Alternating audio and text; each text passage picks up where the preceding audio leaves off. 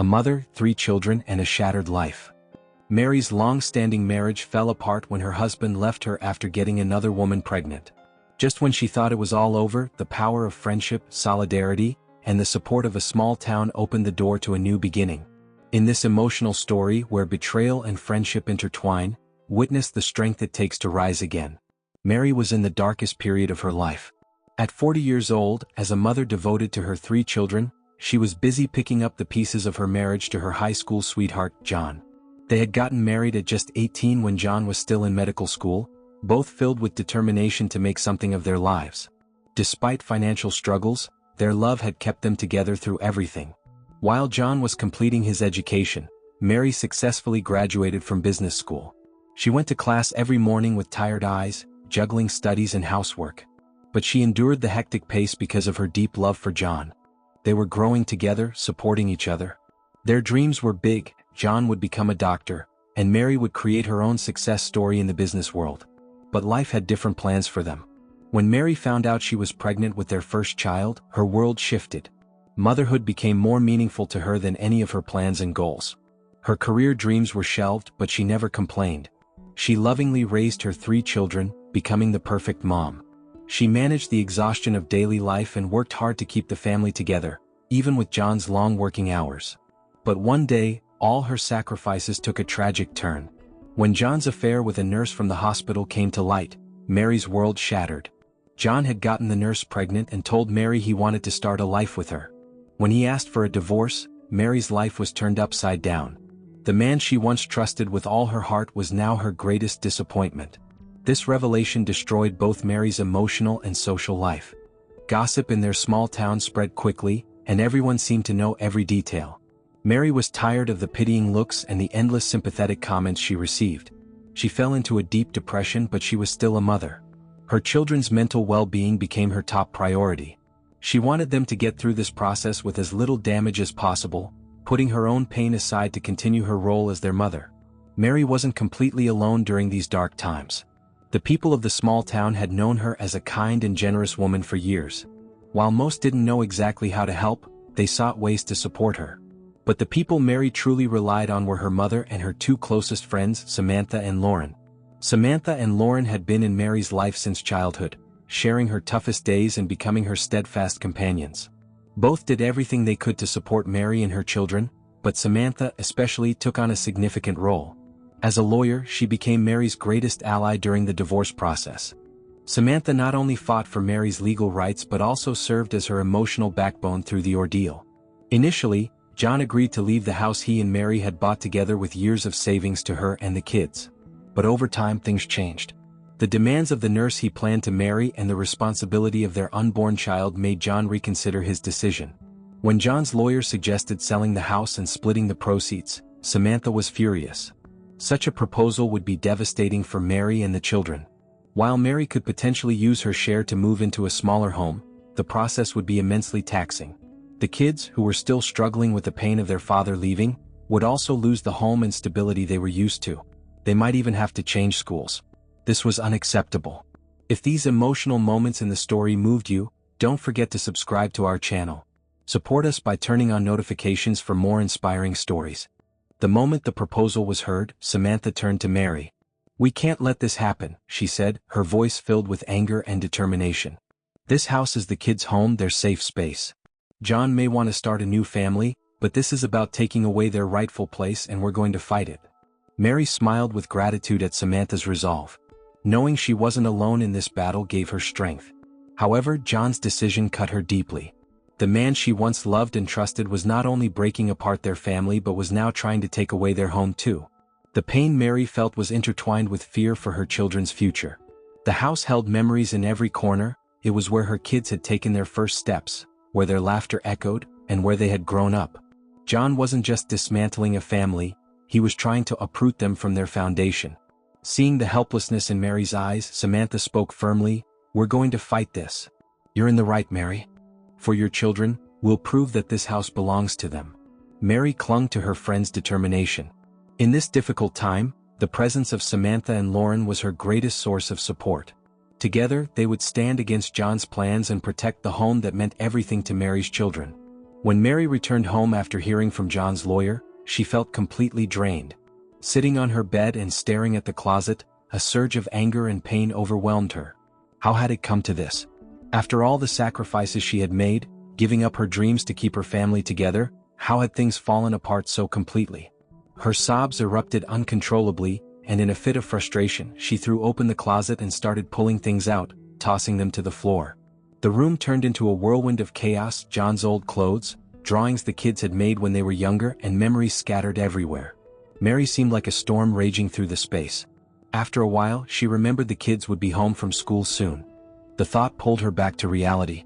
Slowly, she sank to the floor and began picking up the scattered belongings. She didn't want her children to see this mess, to witness her breakdown. As she sorted through the memories and pain, her protective instincts for her kids won out again.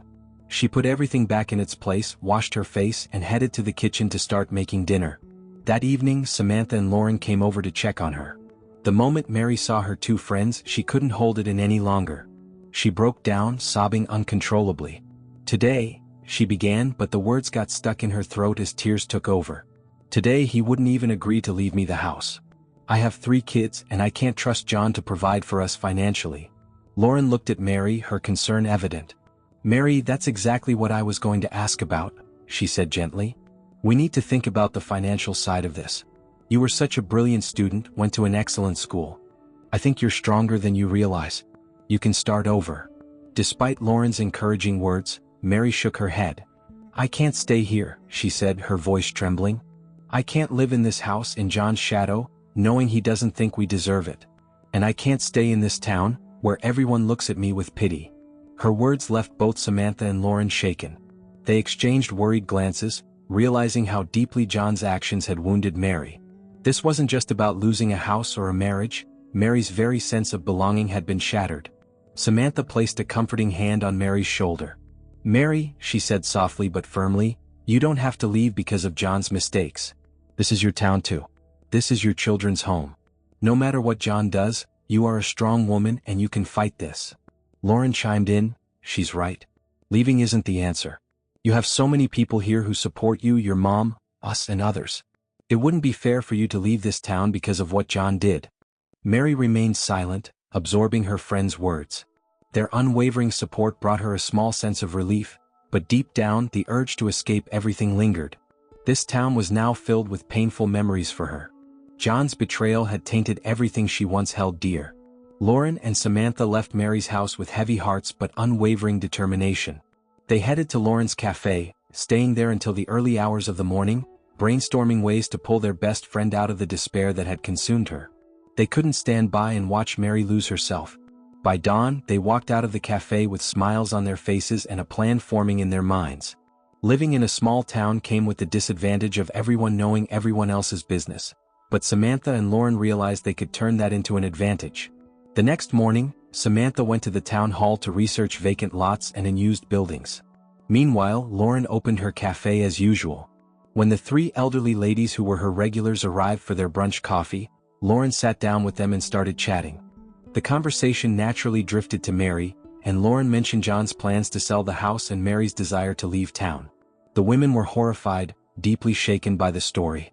In the following days, the entire town was buzzing about the situation. The small-town grapevine was in full swing. Whenever John ventured out, he was met with icy stares. At the hardware store where he went to buy paint for his new apartment, the store owner, Michael, an old, grumpy man, didn't hold back. "What kind of man are you? If you couldn't be a husband, at least leave the house for your kids. Have you no shame?"